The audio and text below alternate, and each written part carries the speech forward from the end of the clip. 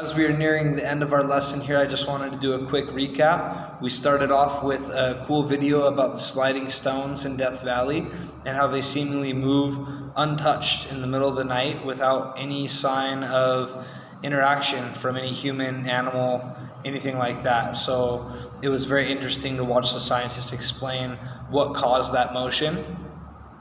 We have also gone over how you can apply force without touching something. So you are able to move something without actually pushing or pulling it, without touching it. So what are some ways that you might be able to do that? Think about wind blowing through trees and the leaves moving.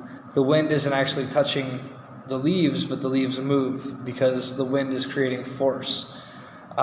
We have written 5 ways that pushing and pulling affects your life for the positive. Imagine waking up one morning and you couldn't push the door open and you couldn't pull on your shoes. You would be helpless. So pushing and pulling comes up every day in our lives, and it's that creation of motion that we're investigating right now in this term. You had a worksheet that you went over multiple ways that pushing and pulling affects your life and things that you've pushed and pulled to begin your day or to finish your day today.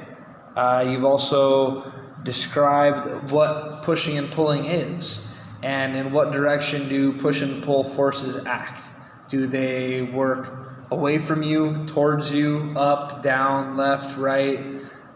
They all work differently. So how does a push react? How does a pull react? How does the effort vary when you're trying to push something small, like a pencil, versus something large, like a desk? Is it more difficult? Is it less difficult?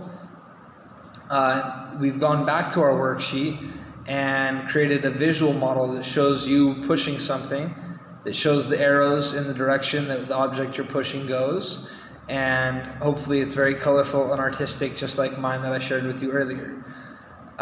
Using the drawing from your first activity page, how is it similar to the example I showed you moving the pen back and forth earlier? How is it different? What is force?